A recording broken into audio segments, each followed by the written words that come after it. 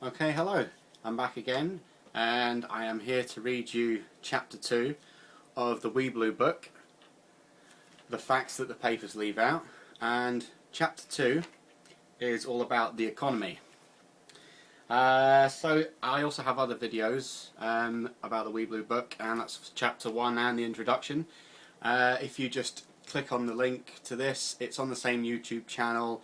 I'll be making a playlist of it. It'll be easy to find if you want to see them. Yeah, so if you think this is useful, give it a like, give it a share, let other people see it.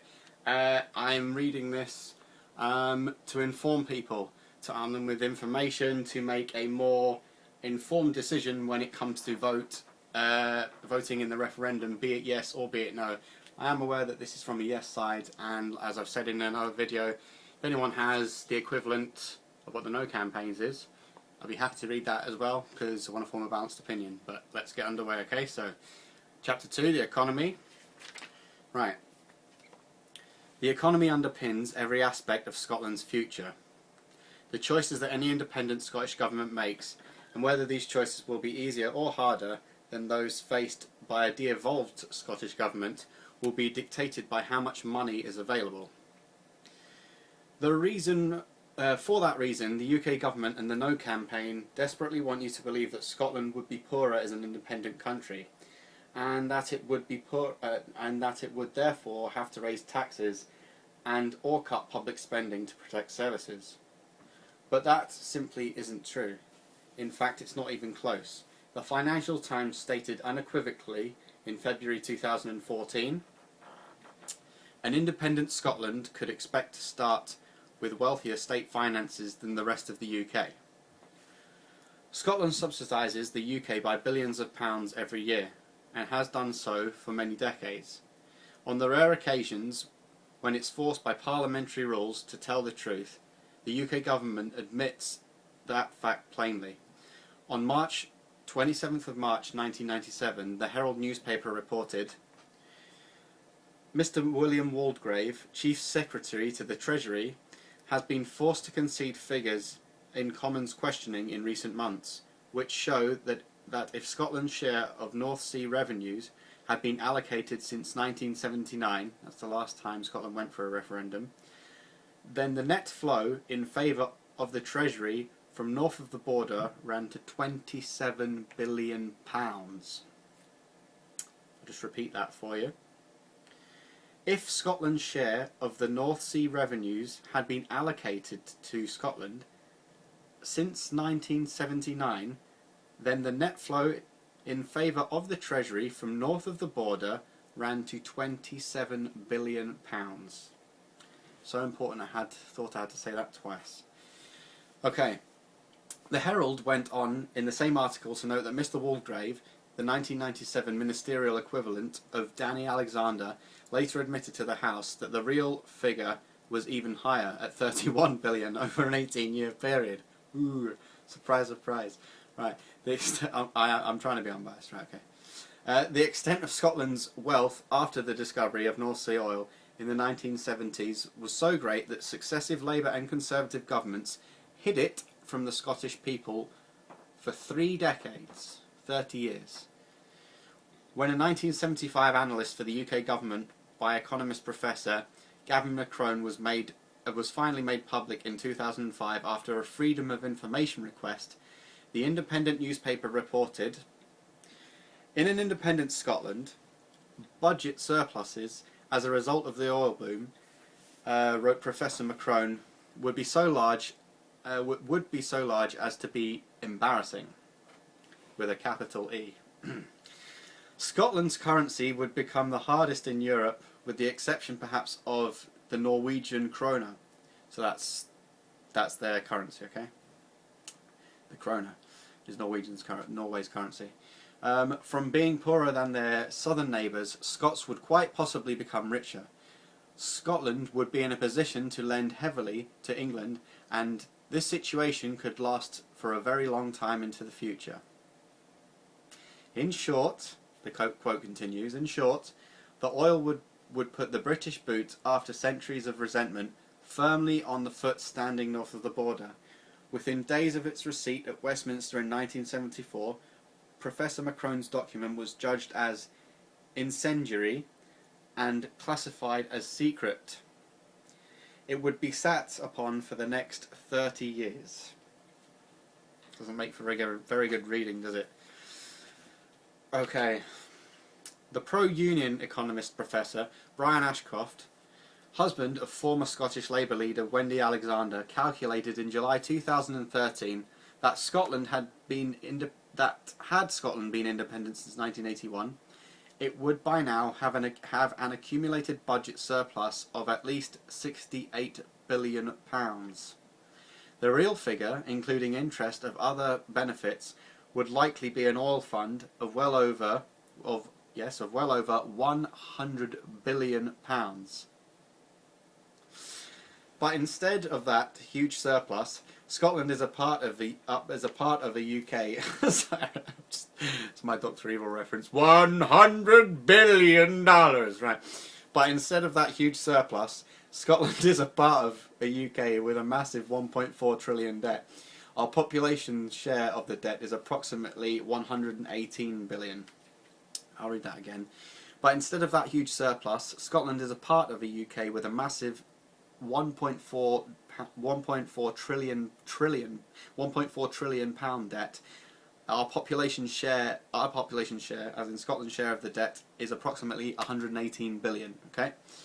In short, excuse me, membership of the UK for the last 32 years has left Scotland anywhere from 180 billion to 250 billion pounds worse off than it would have been as an independent country.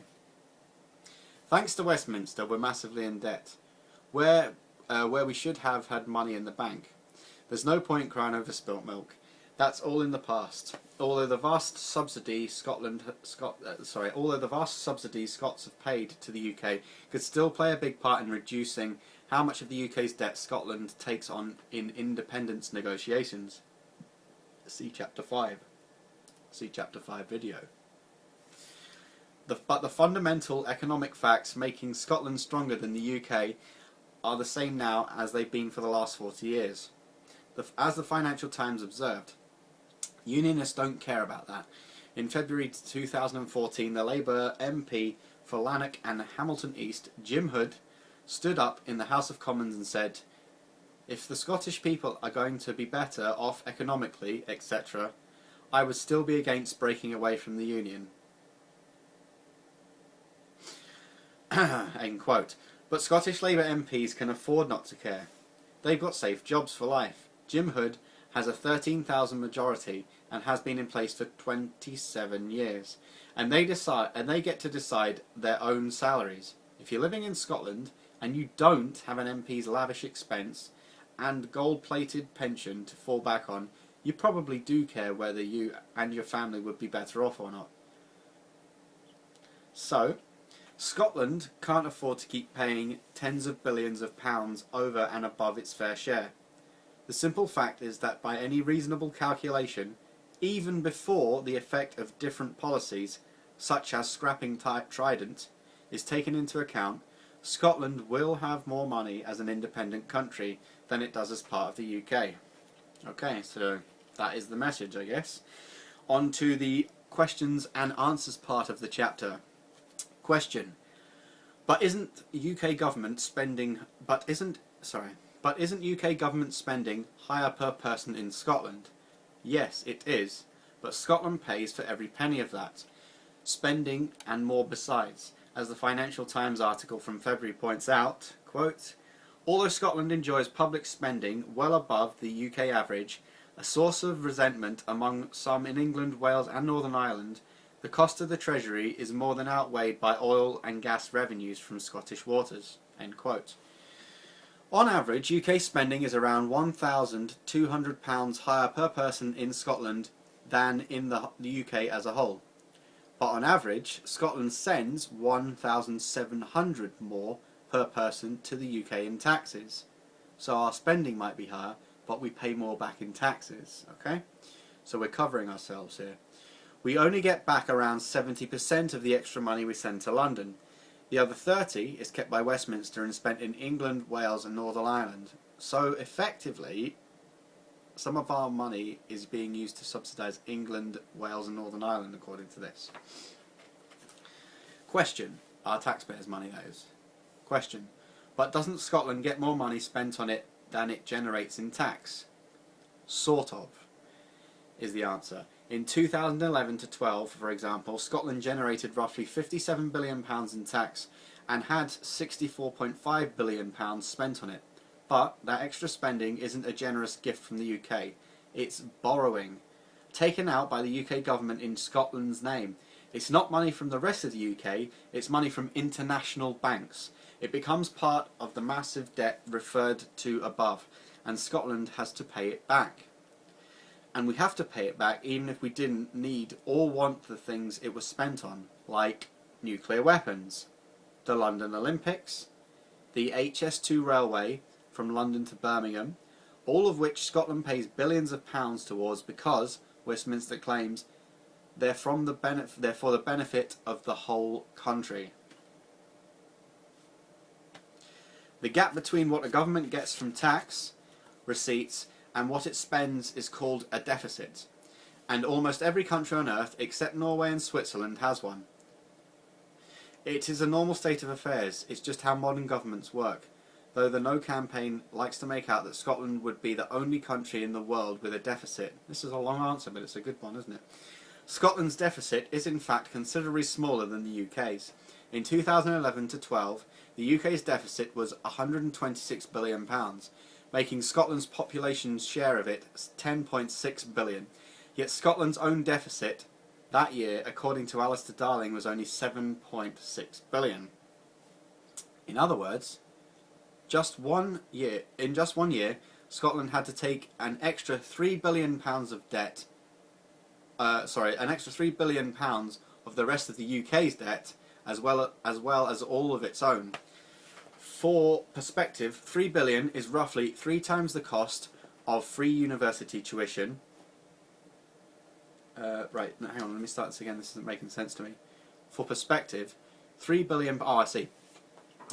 £3 billion is roughly 3 times the cost of free university tuition, which costs £590 million. Free prescriptions, £60 million. Free bus passes for pensioners, £180 million.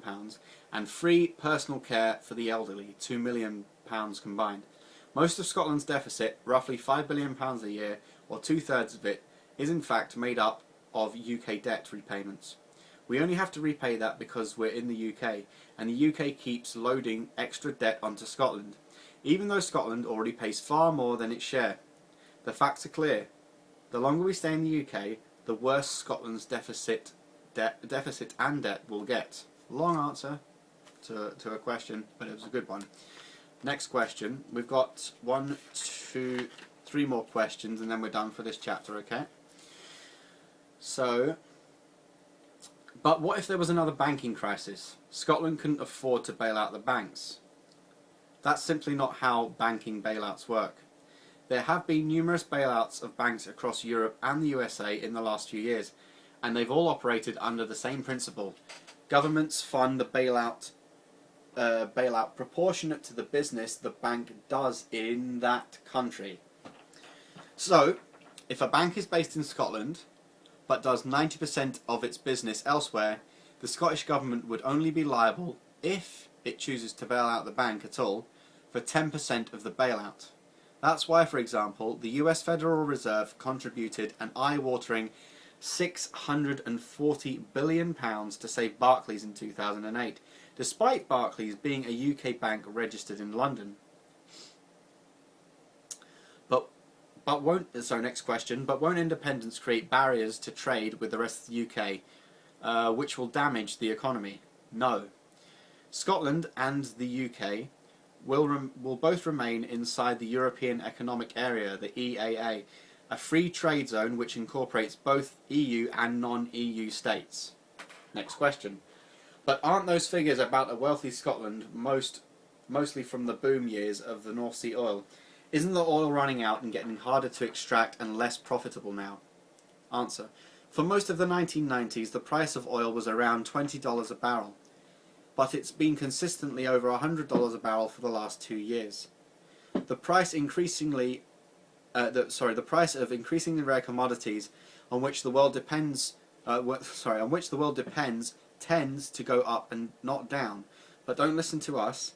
How about the Investors Chronicles, part of the Financial Times Group, which in July 2014 told its readers to buy shares in oil company Enquest, saying, "We think that Westminster has been deliberately downplaying the potential of the UK continental shelves, UKCS, ahead of September's referendum on Scottish independence.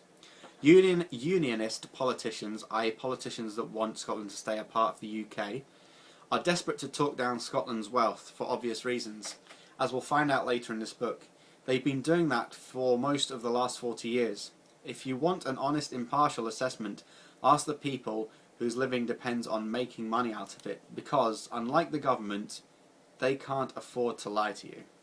Okay, and that's the end of our questions and answers, and that is the end of chapter 2, and I'm just going to quote the sources. We've got a few sources in this. We've gone from source 5 to source 22, and the sources range from the Financial Times, the Herald, the Independent, UK Government, Professor Brian Ashcroft, Fraser Allender Institute, Wikipedia again, Hansard, YouTube, Hansard again, Scottish Government, Financial Times, Reuters, Better Together, Scottish Government, BBC Radio Scotland, New Statesman, Business for Scotland, Money Week, Investor Chronicles, and that is the end of chapter 2 and the end of this video. I shall see you for chapter 3, which is simply entitled Home.